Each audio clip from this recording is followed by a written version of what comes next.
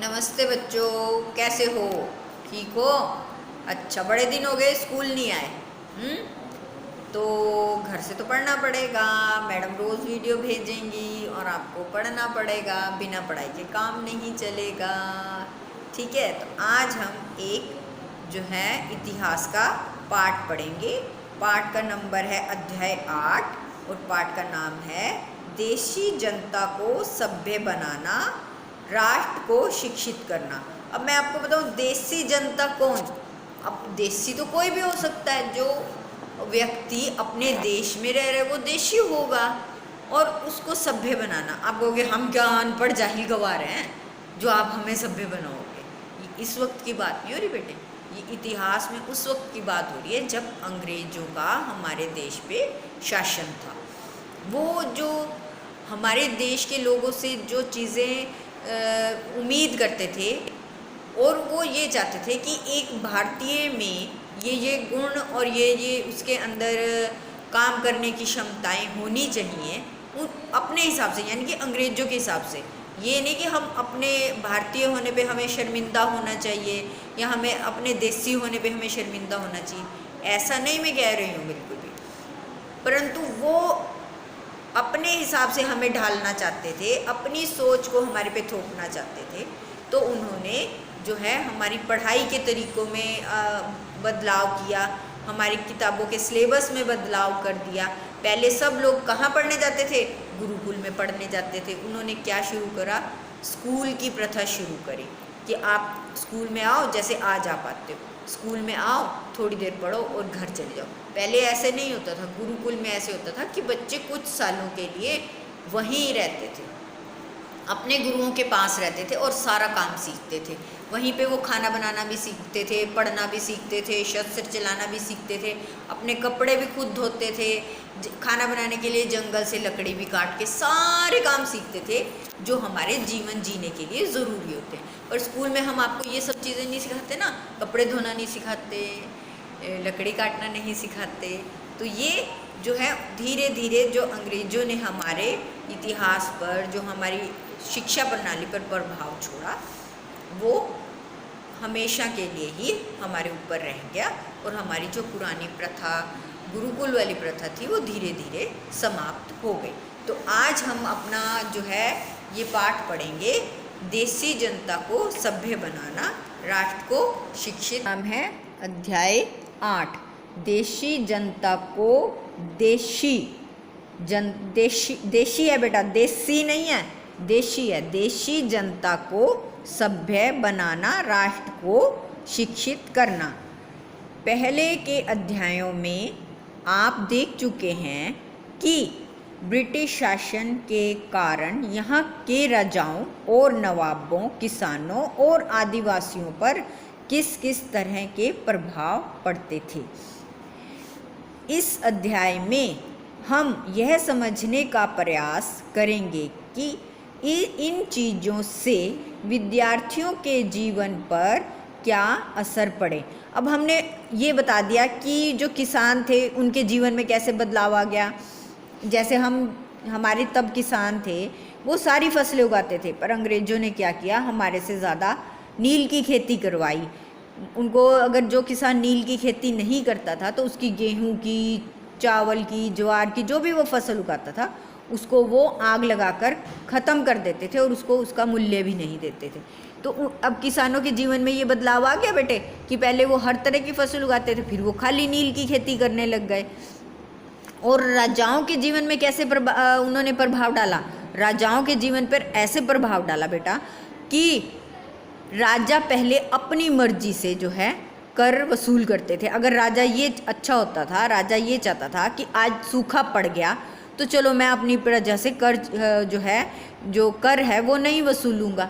पर क्या करा, वो राजा को उसको अपने अधीन कर लेते थे और फिर वो कहते थे चाहे तो तुम्हारी प्रजा पर बाढ़ आए, चाहे सूखा पड़े, हमें तो इतना जो है कर लेना ही लेना है। ये अब राजाओं का भी बदल गया जीवन, तो ऐसे ही नवाबों का भी उन्होंने बदला था।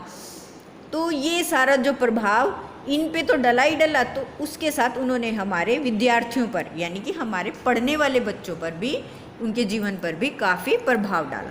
तो वो कैसे डाला वो अब हम आगे देखेंगे। विद्यार्थियों के जीवन को समझना इसलिए ज़रूरी है क्योंकि भारत में अंग्रेज केवल भू क्षेत्र पर विजय और आय पर नियंत्रण नहीं चाहते थे। उन्हें लगता था कि उनका एक सांस्कृतिक मिशन भी है। सांस्कृतिक मिशन से मेरा ये तात्पर्य ये है कि वो अपने देश की सभ्यता, अपने जो धर्म को, अपने रहन सहन को, अपने खान पान को हमारे देश में जो है फैलाना चाहते थे कि लोग हमारे जैसे ही कपड़े पहने, हमारे जैसा ही खाना खाएं, हमारे जैसे ही जो है तौर तरीके अपनाएं। वो उसको बोलते हैं सांस्कृतिक मिशन। वे मानते थे कि उन्हें देशी समाज को सभ्य बनाना है, यानी कि वो ये सोचते थे कि जो भारत के पुराने सभ्यता है वो ठीक नहीं है, वो मॉडर्न उसको बनाना चाहते थे कि नहीं सारे ही। पहले तो आपने देखा होगा आपके दादा जो हैं वो आज भी धोती पहनते होंगे, धोती कुर्ता पहनते होंगे, कंधे पे गमछा लटकाते होंगे, पर आपने किसी अंग्रेज को ऐसे नहीं देखा होगा। वो हमेशा क्या है, पैंट कमीज पहनता है, अपनी जेब में रुमाल रखता है। हम रुमाल की जगह गमछा रखते थे, पैंट की जगह धोती पहनते थे, कमीज की जगह कुर्ता पहनते थे।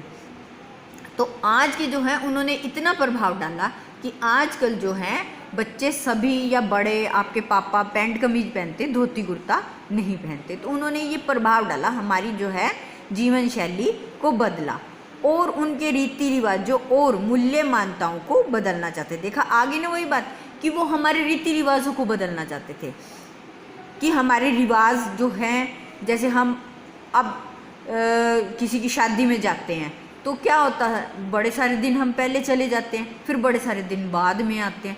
पर अब क्या होता है, अब हम थोड़ी देर के लिए जाते हैं, चलो भाई शादी हुई वापस घर।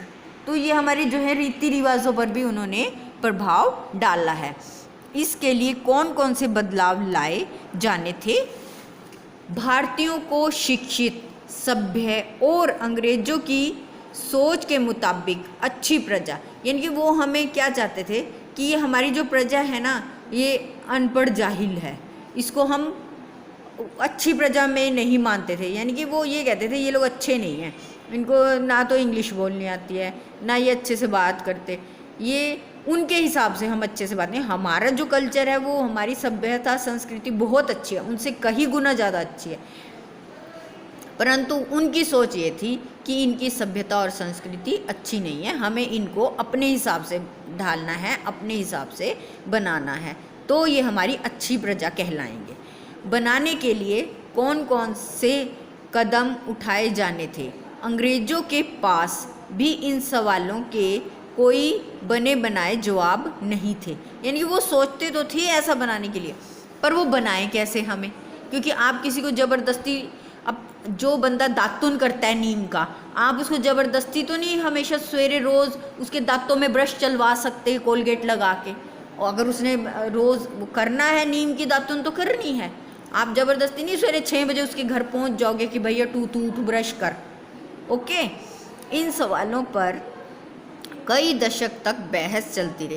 यानी कि वो भी सोचते थे भाई इनको कैसे हम अपने ढांचे में ढालें। एक ऐसा व्यक्ति जो कई भाषाओं का जानकार और विद्यार्थी होता है, यानी कि एक भाषाविद होता है जो कई भाषाओं को जानता है, यानी कि वो इंग्लिश भी जानता है, वो हिंदी भी जानता है, वो संस्कृत भी जानता है, और वो क्या नाम है स्पेनिश भी जानता है। क्योंकि हमारे देश पर डच का और इनका भी बहुत, पुर्तगालियों का भी बहुत टाइम तक राज रहा है, जिसकी वजह से हमें इन्होंने भी बहुत सारी भाषाएं हमारे देश को दी हैं। चलो बच्चे ठीक है, आज जो है इतना ही हम करेंगे। अब जो है अगले दिन नेक्स्ट यही इसी लेसन को ही कंटिन्यू करेंगे। ठीक है बेटा, बाय।